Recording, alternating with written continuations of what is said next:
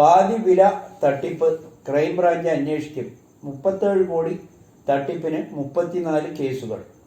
CSR ഫണ്ടുമായി ബന്ധപ്പെട്ട് പാതിവില തട്ടിപ്പ് case അന്വേഷണം ക്രൈംബ്രാഞ്ചിന്. തട്ടിപ്പ് സംബന്ധിച്ച് 34 കേസുകൾ വിവിധ സ്റ്റേഷനുകൾ. കേസുകളുടെ അന്വേഷണം ക്രൈംബ്രാഞ്ചിന് കൈമാറി DGP ദർവേസ് സാഹിബ്. ക്രൈംബ്രാഞ്ച് ADGPയുടെ നേതൃത്വത്തിലായിരിക്കും അന്വേഷണം. കോട്ടയം, ആലപ്പുഴ, ഇടുക്കി, കണ്ണൂർ ജില്ലകളിലാണ് 34 കേസുകൾ ഉള്ളത്. 37 കോടിയുടെ തട്ടിപ്പ് നടന്നുവെന്നാണ് അറിയുന്നത്. പരാതികൾ വർദ്ധിക്കുന്ന സാഹചര്യത്തിലാണ് ക്രൈംബ്രാഞ്ചിന് അന്വേഷണ ചുമതല നൽകിയത്. രാഷ്ട്രീയ നേതാക്കൾക്ക് വൻ തുക നൽകിയെന്നും ഇവരുടെ പേരുകൾ ഉടൻ പുറത്തുവിടുമെന്നും പറയുന്നു. കേസിലെ പ്രതി അനന്തകൃഷ്ണൻ കഴിഞ്ഞ ദിവസം തെളിവെടുപ്പിനിടെ മാധ്യമങ്ങൾക്ക് മുന്നിൽ വന്നിരുന്നു. തട്ടിപ്പിന് കളമൊരുക്കിയ NGO കോൺഫെഡറേഷൻ രൂപീകരിച്ച് Sai global trust chairman KN ആനന്ദകുമാറിൻ്റെ നിർദ്ദേശം അനുസരിച്ചാണെന്നാണ് അനന്ത് പറയുന്നത്. അനന്തകുമാർ പറഞ്ഞിട്ടാണ് BJP നേതാവ് AN രാധാകൃഷ്ണനെ കണ്ടതെന്നും അദ്ദേഹം പറയുന്നു. രാജ്യത്ത് എണ്ണിയാൽ തീരാത്ത തട്ടിപ്പുകൾ നടന്നു വരുന്ന വാർത്തകൾ വരുമ്പോഴും അത്യാഗ്രഹം മൂത്ത് ഒരു വിഭാഗം ആളുകൾ കുടുങ്ങാൻ തയ്യാറായി മുന്നോട്ട് വരുന്നു. പുതിയ തരത്തിലുള്ള തട്ടിപ്പുകൾ തുടർന്നുകൊണ്ടേയിരിക്കും. ജനങ്ങൾ കുടുങ്ങിപ്പോവുകയും ചെയ്യും. അവസാനം പോലീസിന് പണി കിട്ടും എന്നാണ് ജനങ്ങൾ ചൂണ്ടിക്കാട്ടുന്നത്. 50 രാഷ്ട്രീയ നേതാക്കൾക്ക് സന്തോഷപ്പണം നൽകി നേതാക്കളെ പ്രതിക്കൂട്ടിലാക്കി. പാതിവില സ്കൂട്ടർ തട്ടിപ്പ് കേസിലെ പ്രതി ചെറുതും വലുതുമായ 50ഓളം നേതാക്കൾക്ക് ഫണ്ട് ചെയ്തുവെന്ന് അനന്ത് മൊഴി നൽകിയിരിക്കുന്നു.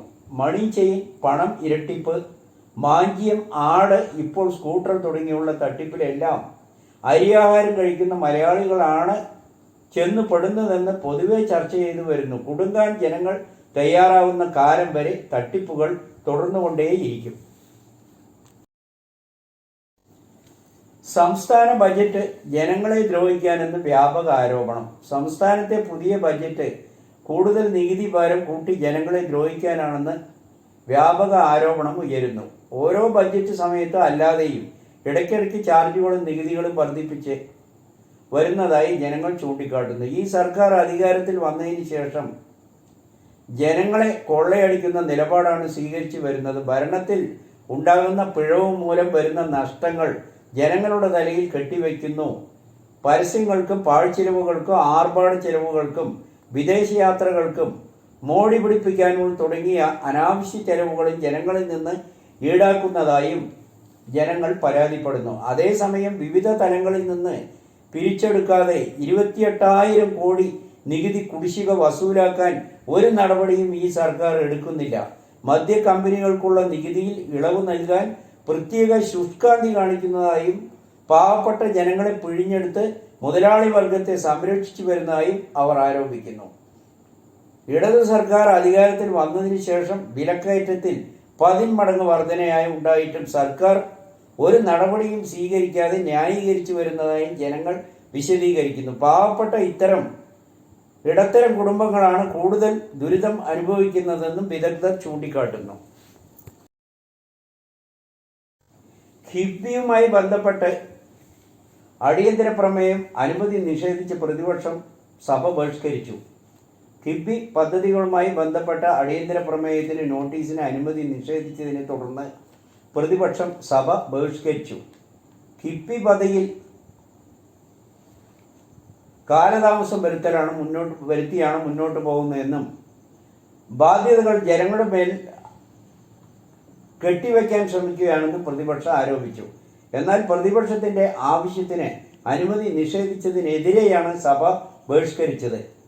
കിഫ്ബി പരാജയപ്പെട്ട മാതൃകയാണെന്നും കൊള്ളപ്പലിശകൾ കടമെടുത്ത് അമിത പലിശ തിരിച്ചടയ്ക്കുന്ന പരിപാടിയാണെന്ന് ജനങ്ങൾക്ക് മേൽ വൻ കടബാധ്യത അടിച്ചേൽപ്പിക്കുകയാണെന്നും പ്രതിപക്ഷത്തിന്റെ ആശങ്കകൾ ശരിയാകുകയാണെന്നും റോജി M. ജോൺ ആരോപിച്ചു. ദേശീയ പാത വികസനത്തിന് കിഫ്ബിയിൽ നിന്നാണ് പണം നൽകിയതെന്നായിരുന്നു ഇതിന് ധനമന്ത്രിയുടെ മറുപടി.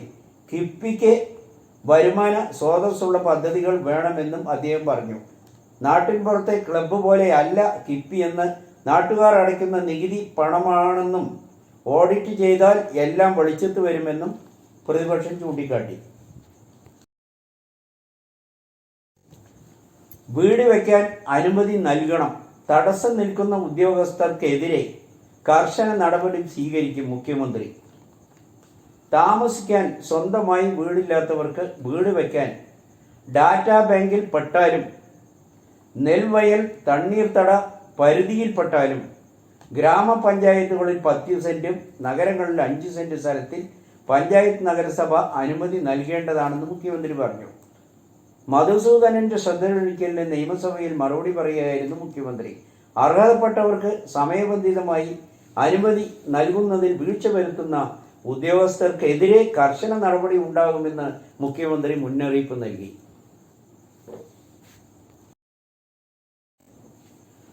മോദി മണിപ്പൂർ സന്ദർശിക്കണം.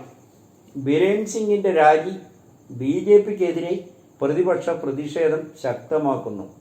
മണിപ്പൂർ മുഖ്യമന്ത്രി ബിരേൻ സിംഗിന്റെ രാജിക്ക് പിന്നാലെ രൂക്ഷ വിമർശനവുമായി പ്രതിപക്ഷം. 2 വർഷത്തോളമായി വർഗീയ കലാപം നടന്നിട്ടും ബിരേൻ സിംഗിനെ തൊടാൻ BJP സമ്മതിക്കുന്നില്ല. തൃണമൂൽ കക്ഷികളും പ്രതിപക്ഷ കക്ഷികളും പ്രതിപക്ഷ പാർട്ടികളും രൂക്ഷമായ വിമർശനമാണ് നടത്തി വരുന്നത്. 260ഓളം പേർ കൊല്ലപ്പെട്ടു. സ്ത്രീകൾ ക്രൂരമായി ബലാത്സംഗത്തിന് ഇരയായി. 60,000-ത്തിലധികം ആളുകൾ മാറ്റിപ്പാർപ്പിച്ചു. ആയിരക്കണക്കിന് ആളുകൾ ഇപ്പോഴും ദുരിതാശ്വാസ ക്യാമ്പുകളിൽ തന്നെയാണ് കഴിയുന്നതെന്നും പോലീസ് ആയുധപ്പുരകൾ കൊള്ളയടിച്ചു, പാർലമെന്റ് സ്തംഭിപ്പിച്ചു, ജനപ്രതിനിധികൾ അടക്കം അക്രമത്തിന് ഇരയായി. 21 മാസം മുൻപ് തുടങ്ങിയ കലാപത്തിന് മുഖ്യമന്ത്രിയുടെ കസേരയ്ക്ക് ഒരു ചലനവും ഉണ്ടായില്ലെന്നും ജനങ്ങൾ പരാതിപ്പെടുന്നു.